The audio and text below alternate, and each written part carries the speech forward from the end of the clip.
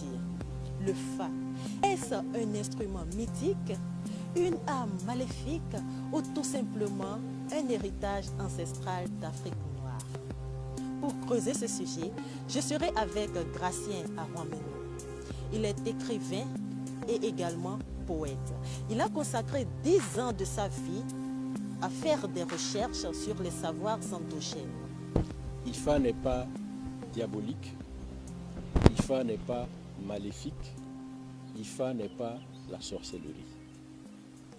IFA est une science ancestrale qui est l'apanage du peuple Yoruba et qui nous vient de l'Égypte ancienne, au moins 4000 ans avant l'ère commune qu'on appelle ère chrétienne. Donc 4000 ans avant Jésus-Christ, 4600 ans avant Mahomet, cette science a migré de l'Égypte ancienne pour se retrouver en Afrique de l'Ouest. Maintenant, je vais vous proposer une définition rimée, puisque je suis le petit poète, LPP. Le système IFA, c'est quoi? Tenant d'une écriture hexadécimale binaire, structurant une sagesse prévenante et salutaire, qui recèle une éthique de compassion solidaire, le système IFA est une véritable science millénaire, un outil de développement humain et communautaire qui guide l'homme pour accomplir sa mission sur Terre. Voilà la définition la plus simple, la plus concise que je propose pour expliquer ce que c'est que IFA. Vous voyez l'instrument que je porte au cou? C'est le chapelet de divination qu'utilisent nos devins, Bokono, Babalao ou Aouno. Dans la tradition Yoruba, ça s'appelle Okwele. Et dans la tradition Fon, on l'appelle Agumaga ou Akple. Cet instrument est le fondement du système IFA. Et je vais vous démontrer en 1 minute que c'est l'ancêtre de l'octet. Nous croyons avoir découvert l'octet avec l'arrivée de l'informatique, alors que nous maîtrisons l'octet depuis 4000 ans avant Jésus-Christ. Si vous prenez le dictionnaire Larousse, ou que vous allez regarder sur Google la définition du mot octet, un octet est un ensemble ou un multiplet de 8 éléments binaires. Dans cet instrument, regardez combien de demi-coques de noix nous avons. 1, 2, 3, 4, 5, 6, 7, 8. Et chaque demi-coque de noix, si on la jette sur un support rigide, elle présente ou une face creuse, ou une face convexe. N'est-ce pas un élément binaire? Creux, convexe, comme une pièce de monnaie, pile ou face. 8 éléments binaires, voilà l'octet. Mais nous ne savons pas que nous sommes détenteurs de l'octet avant même que les Occidentaux ne conçoivent le binaire, puisque la logique binaire n'a été théorisée en mathématiques qu'au milieu du 19e siècle, vers 1852-53, par l'algèbre de Boole, qui annonce l'émergence de l'informatique un siècle plus tard, au milieu du XXe siècle. 4000 ans avant Jésus-Christ, nous maîtrisions le binaire. Mais nous ne le savons pas, puisqu'on ne nous enseigne pas ça à l'école. Moi, je n'ai pas appris ça à l'école. De la maternelle jusqu'à l'université, on ne m'a jamais appris que mes ancêtres étaient détenteurs du binaire. Voilà pourquoi, depuis 10 ans, je suis engagé à nous réconcilier avec nos savoirs endogènes. Nos ancêtres nous ont laissé des trésors, mais on nous a appris à les renier, à les diaboliser. Et nous croyons que tout le savoir vient de l'Occident. La science universelle reconnaît l'Afrique comme le berceau de l'humanité. Donc les premières créatures de Dieu, Dieu va leur cacher sa parole de vérité et puis va la révéler aux Hébreux, aux Arabes, aux Grecs, aux Latins, aux Indiens, aux Chinois. Et il ne va pas la révéler à nous. Non. Nous sommes détenteurs de la spiritualité, de la science, de la pensée, de la civilisation. Mais les vicissitudes de l'histoire ont réussi, à travers l'esclavage, la colonisation, à nous convaincre que nous étions des sous-hommes ou des hommes inférieurs. Et au fil des siècles, nous avons fini par y croire. Mais c'est archi faux. Voilà, je viens de vous démontrer en 1 minute que nous sommes détenteurs de l'octet, avant que les autres n'inventent le mot. Voilà un octet. Eh bien, cet instrument, c'est mathématique, 2 puissance 8 égale 256. Quand on le jette, offre 256 configurations possibles. Ces 256 configurations correspondent aux idéogrammes du Fa, d'IFA, et qui sont la base commune de 3 sciences. Donc imaginez que les 256 idéogrammes, je les enferme dans mon poing, comme une sacoche. Ils sont la base de 3 sciences: la sagesse, la divination et la pharmacopée. La sagesse relève de la dimension exotérique. C'est un accès libre, tout le monde peut y avoir accès. Mais la divination et la pharmacopée relèvent de la dimension ésotérique et initiatique. Il faut aller à l'initiation. Donc, je vous décris le système et maintenant nous allons naviguer dans la sagesse. J'ai sélectionné un échantillon de 16 enseignements tirés de cette sagesse-là, de la sagesse d'IFA, que je poétise, je synthétise en vers pour que ce soit facile à mémoriser. Et je vais vous donner quelques exemples. Notre devise nationale comporte 3 valeurs: fraternité, justice, travail. Pour illustrer le travail, j'ai pris un enseignement du Fa qui découle de l'idéogramme Loso-Sa, qui est la combinaison du 5e et du 10e pictogramme de l'alphabet d'IFA, qui en comporte 16. Loso-Sa prend exemple sur le nez pour enseigner l'effort et la persévérance, le goût du travail. Vous savez comme moi que nous avons 5 sens: l'ouïe, la vue, l'odorat, le goût et le toucher, qui sont symbolisés par des organes externes que nous voyons: les oreilles, les yeux, le nez, la bouche et les mains. Quand vous dormez, perspective, vous avez 4 organes qui dorment, mais un qui est toujours à la tâche. Le nez, parce que le jour où il s'arrête de travailler, c'est le tombeau. Eh bien, nos ancêtres, dans leur génie biomimétique, ont pris exemple sur le nez pour enseigner effort et persévérance. Et voici le poème qui en découle. De tous les organes servant les sens, le nez seul est interdit de somnolence. Le salut et le réconfort sont au bout de l'effort. Investi d'un rôle vital comme l'appendice olfactif, on est condamné à rester vigilant et toujours actif. Le salut et le réconfort sont au bout de l'effort. Puisque notre destin est d'être travailleurs, que persévérer ne nous fasse jamais peur, car c'est à l'épreuve salutaire du labeur qu'on accède au véritable bonheur. Le salut et le réconfort sont au bout de l'effort. Je vais vous donner un deuxième exemple. Celui-là, je le considère comme le plus beau des poèmes que j'ai composés en m'inspirant de la sagesse d'IFA. C'est l'humilité. Là, nos ancêtres ont pris exemple sur l'océan pour enseigner l'humilité. Imaginez, perspective, que nous soyons tous les deux à la plage, face à la mer, à l'endroit où les vagues se transforment en écume. Et nous assistons au flux et au reflux de la mer. Vous connaissez la puissance dévastatrice de la mer. En cas de tsunami, elle nous prend comme des cailloux, elle nous projette contre le mur, et c'est notre cadavre qu'elle va entraîner sur des centaines de mètres. Mais malgré cette force destructrice, elle est capable de venir se prosterner à nos pieds, comme pour nous vénérer. Voilà l'exemple que nos ancêtres ont pris pour enseigner humilité, vertu d'être puissant. L'océan, fort de sa toute-puissance et de son impressionnante immensité, qui virevolte, gronde, déferle avec violence pour venir s'incliner à tes pieds avec humilité, te prouve qu'en dépit de ton insignifiance, il respecte en toi une part de divinité. Quelle que soit ta force, agis pour la paix avec tempérance. Humain, homme ou femme, qui que tu sois, avec conscience, pratique l'équité. Voilà comment j'extrais les enseignements de notre sagesse ancestrale et que je les propose sous forme poétique.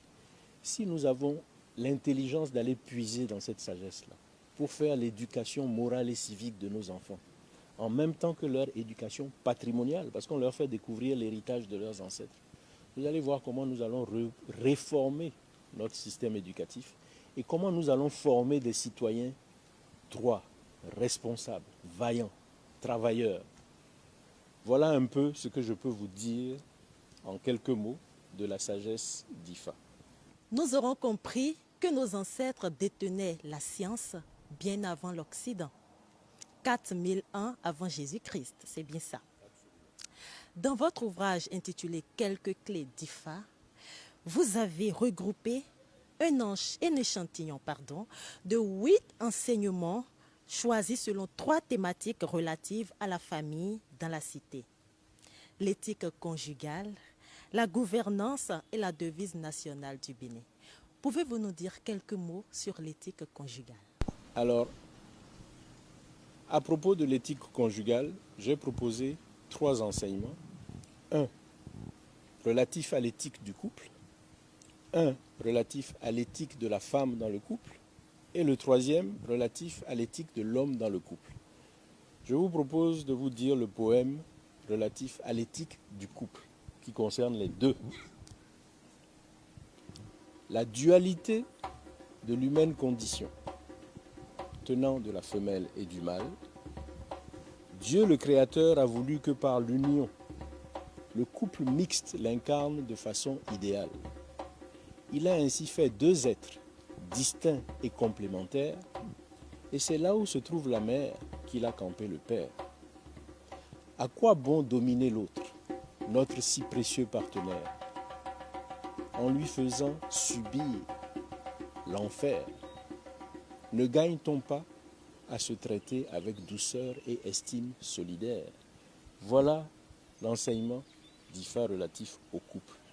Quand on va à la consultation chez un Bokono ou chez un Babalaou, quelle que soit votre préoccupation, quel que soit votre sexe, homme ou femme, quel que soit votre âge, quelle que soit votre condition sociale, quelle que soit votre race, c'est dans une base de données de 256 sagesses qu'il y a la réponse à votre préoccupation et qui vous indique le chemin du salut. Ça veut dire quoi? Que ces 256 enseignements sont l'encyclopédie de la condition humaine. Notre philosophie ancestrale, notre éthique prescrit le respect mutuel. Dieu nous a fait distincts et complémentaires. Et c'est là où se trouve la mère qu'il a campé le Père. C'est tellement beau que si, quand les jeunes vont se marier, on leur apprenait ces choses-là, je suis sûr qu'on éviterait beaucoup de divorces. On éviterait beaucoup d'incompréhension entre l'homme et la femme. Nous devons revenir à nos fondamentaux.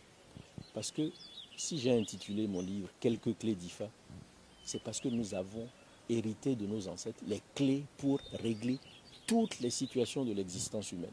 On nous a appris à diaboliser le Fa, à repousser cet héritage ancestral qui est nôtre.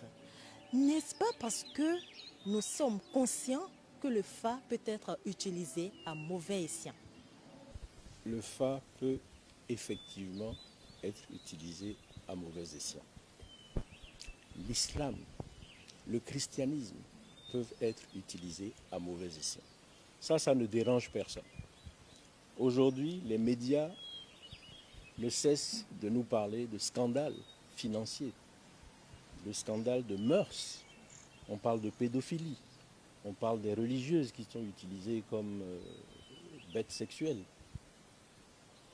Ces événements-là ne nous font pas repousser, renier ni rejeter ces religions-là. Mais quand il s'agit de nous, on focalise sur les aspects négatifs. C'est la raison pour laquelle j'ai tenu à faire mon introduction en disant le Fa n'est pas maléfique, le Fa n'est pas diabolique, le Fa n'est pas la sorcellerie. Si vous remettez un couteau à quelqu'un pour couper de la viande et qu'il est impulsif, il se fâche avec son voisin, il est capable de le poignarder, c'est le couteau qui est mauvais ou c'est l'homme? Ce n'est pas le couteau qui est mauvais.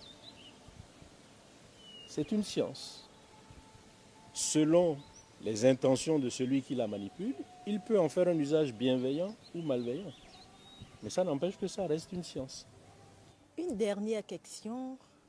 Avec la Bible, la Torah ou le Coran, c'est plus facile de lire les Saintes Écritures. Mais avec le Fa, nous devons toujours attendre le prêtre du Fa ou le Bokono, comme on les appelle, pour nous interpréter les signes du Fa. N'est-ce pas là un élément qui constitue un blocage pour nous autres qui ne sommes pas initiés et qui voulons bien comprendre?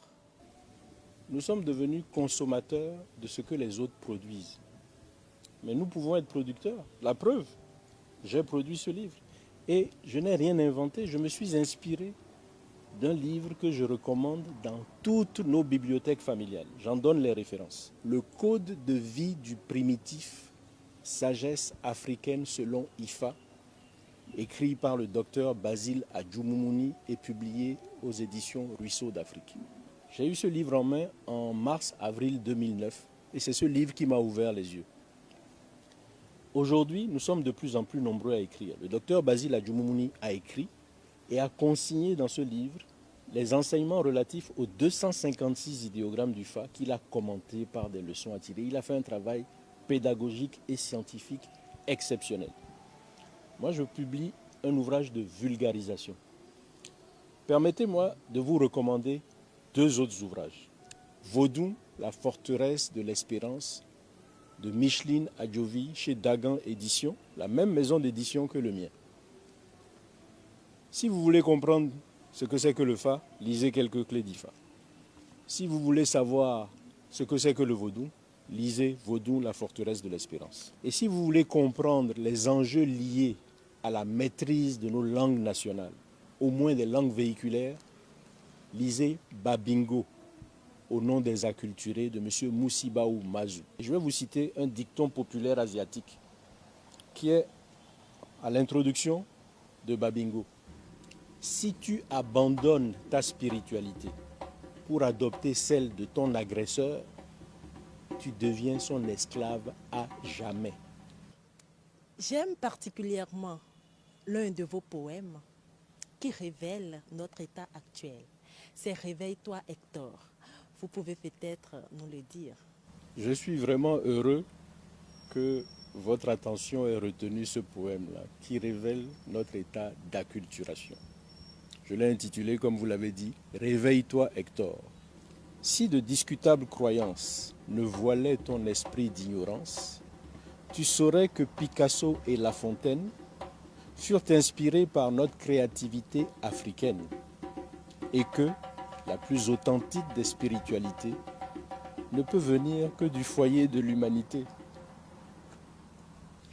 Nous l'aurons compris, l'IFA revêt trois aspects: la sagesse, la divination et la pharmacopée. Aujourd'hui, nous avons abordé l'IFA sous son aspect sagesse. Les prochaines fois, on abordera la divination et pourquoi pas la pharmacopée. Il est temps que nous, Africains, revenons à nos sources. C'est en tout cas le but de cette émission et le combat d'immenses chercheurs. On se retrouve une prochaine fois pour une autre émission.